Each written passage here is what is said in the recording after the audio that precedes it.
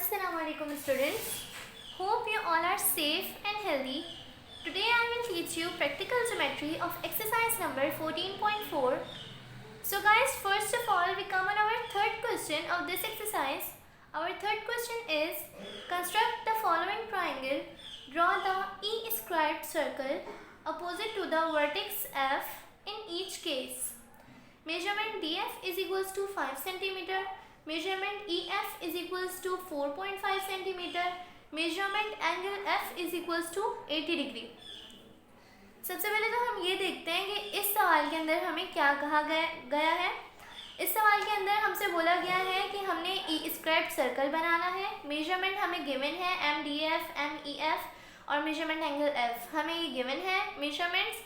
इसके अलावा हमें बोला गया है कि आपने जो भी डायग्राम बनानी है ई स्क्वायर्ड सर्कल की वो अपोजिट किसके बनेगी, F के. यानी जो एंगल हमारे पास F होगा वो F एंगल हमारे पास जिस साइड पे भी आ रहा होगा उसके बिल्कुल ऑपोजिट साइड में हमारी डायग्राम बनेगी.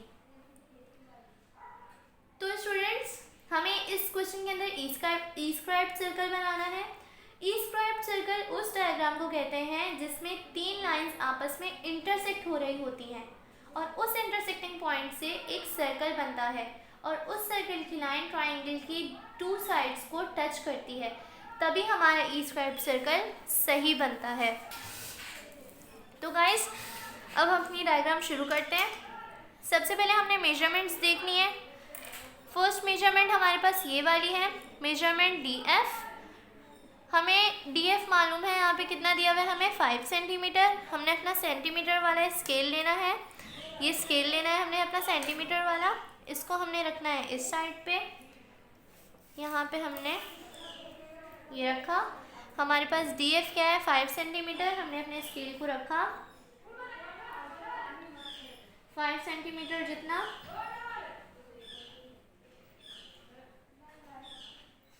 ठीक है, 5 सेंटीमीटर जितना रखा है यहाँ पे हमने टू डॉट्स लगा लिए. ये देखिए 2 डॉट्स लगा लिए, एक ज़ीरो पे ये रहा और ज़ीरो से लेकर 5 सेंटीमीटर हमारे पास यहाँ पे आ रहा है. यहाँ पे इन दोनों को हमने आपस में लाइन ड्रॉ कर दी, टच कर दिया.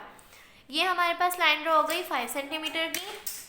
इसको हमने D का नाम दे दिया, इसको हमने F का नाम दे दिया. क्योंकि हमारी डायग्राम इस साइड पे बनेगी तो F उसके बिल्कुल ऑपोजिट साइड में होगा. ठीक है, हमने ये लाइन कितने सेंटीमीटर की ड्रॉ की थी, 5 सेंटीमीटर की.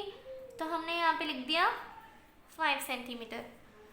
अब हम आते हैं अपनी नेक्स्ट मेजरमेंट पे. नेक्स्ट मेजरमेंट है हमारे पास measurement EF is equals to 4.5 centimetre. Obviously हमें पता है कि जब हमने D का नेम इसको इस पॉइंट को दिया है, F का नेम इस पॉइंट को दिया है, तो हमारे थर्ड पॉइंट का नेम क्या होगा, E होगा. तो हमने measurement EF is equals to 4.5 centimetre. अब हमने EF 4.5 सेंटीमीटर का ड्रॉ करना है.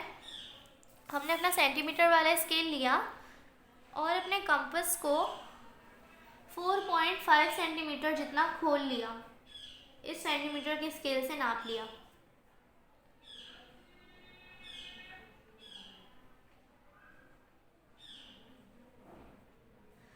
ये देखिए ये 4.5 आ रहा है यहाँ पे और ये 0 आ रहा है. ये रहा 4.5 और ये 0. हमने 4.5 सेंटीमीटर नाप लिया यहाँ पे कि 4.5 सेंटीमीटर कितने थे.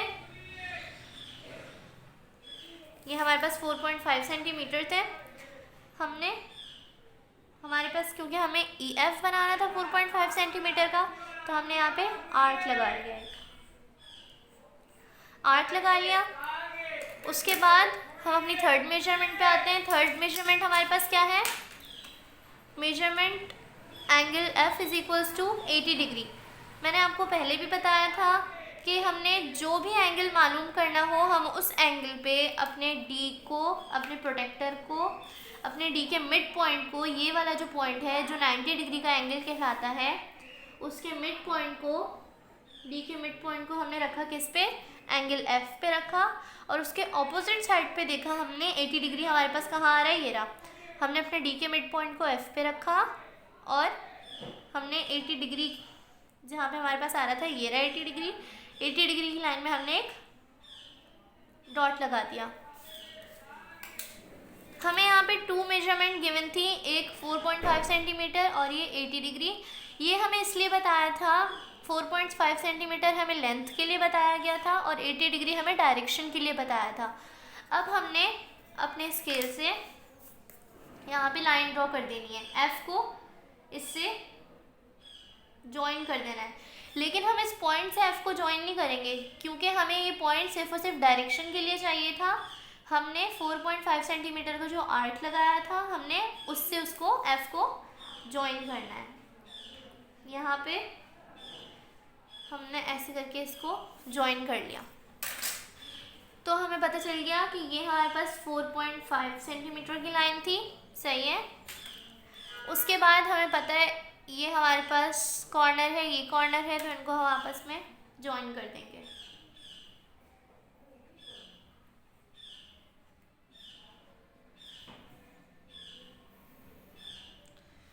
ज्वाइन कर दिया हमने। ऑब्वियसली डी है, ये एफ है, तो ये ई हो जाएगा हमारे पास। ये हमारे पास एंगल ई आ गया।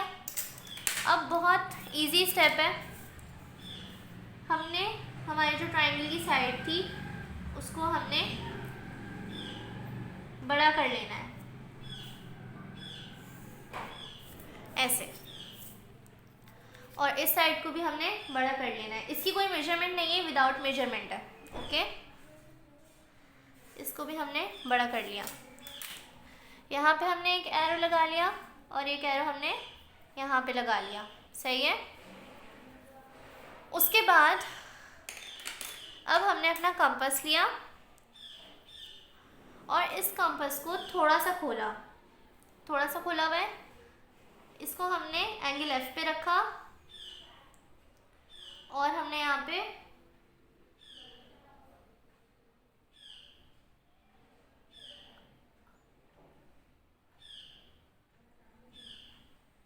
आर्क लगा लिया, सही है। उसके बाद यही काम हमने इस जगह करना है। यहाँ पे भी हमने एक आर्क लगा लिया और ऐसे ही हमने यहाँ पे भी करना है।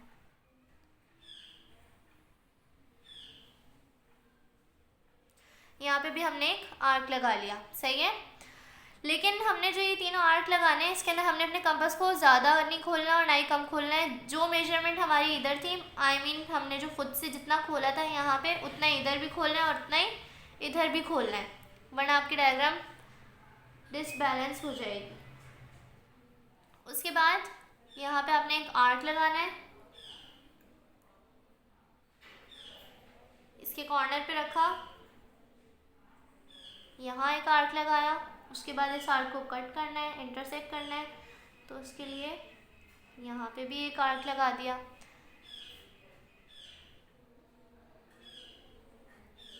ऐसे इधर भी किया है,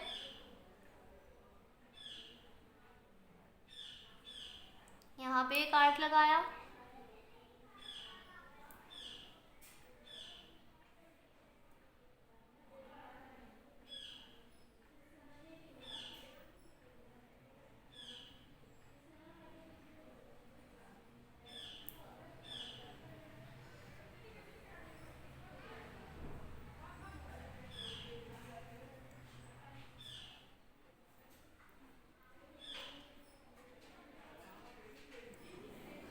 यहाँ पे हम इसे बड़ा ले लेते हैं क्योंकि यहाँ पे आर्क सही नहीं लग रहा हमारे से।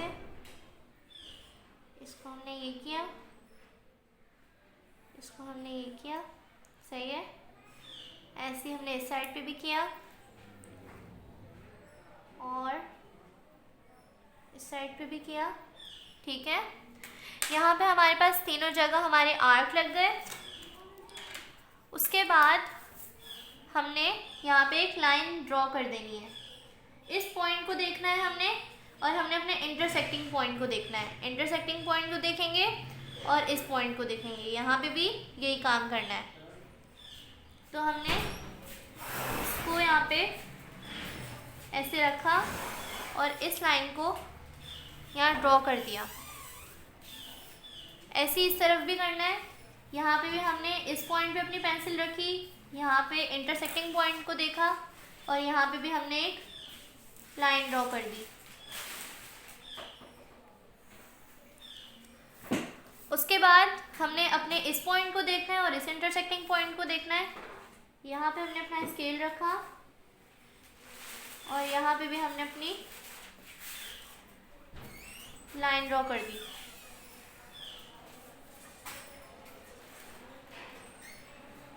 लाइन ड्रॉ कर दी। ये देखें, ये तीनों पॉइंट्स एक साथ आ रहे हैं। सही है। ये हमारे पास 3 लाइंस का इंटरसेक्टिंग पॉइंट आ गया। यहाँ पे एरो लगा दिया हमने। सही है। अब हमने अपने कंपास को इन 3 लाइंस के इंटरसेक्टिंग पॉइंट पे अपने कंपास को रखना है। इस साइड पे इधर रखा हमने।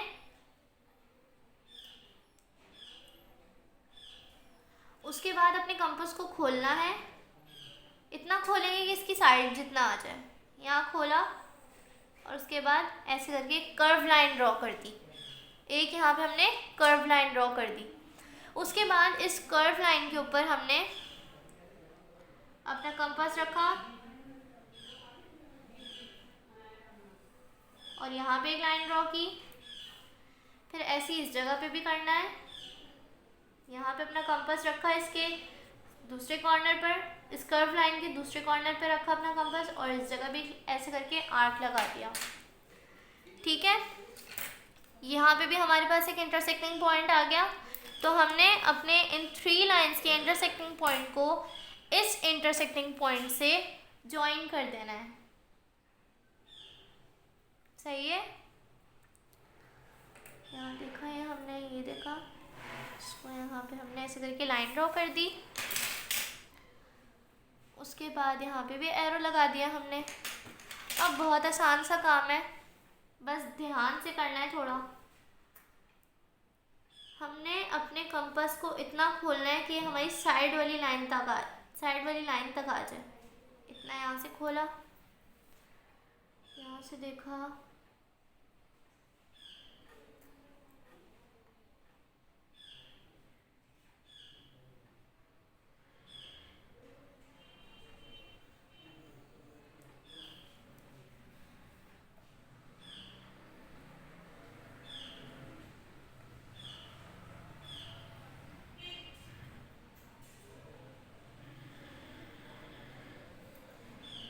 यहाँ पे हमने मेजर करना है कि बिल्कुल सही हमारी लाइन ड्रॉ हो रही है या नहीं हो रही। यहाँ पे हमने देखा, यहाँ पे बिल्कुल सही हो रही है। यहाँ पे देखा,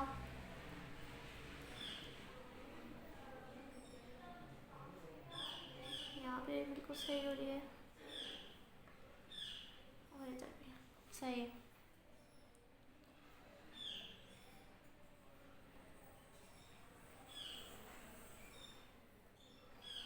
अपना सर्कल ड्रॉ कर लेंगे अब हम।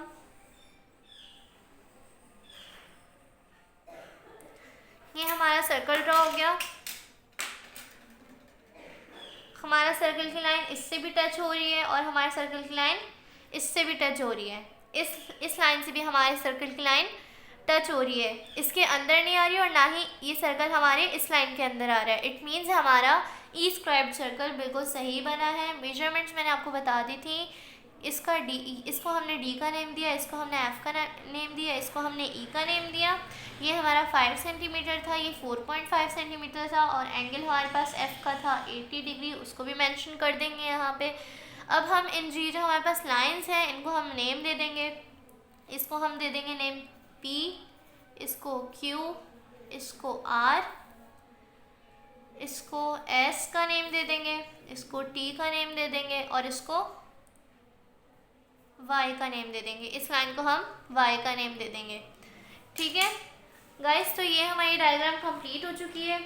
कंस्ट्रक्शन आप डायग्राम को देखकर आसानी से कर सकते हैं। इसकी कंस्ट्रक्शन होती है जैसे कि हमने डायग्राम बनाई है, कंस्ट्रक्शन में वही चीज़ स्टेप बाय स्टेप करके आपको दी हुई होती है।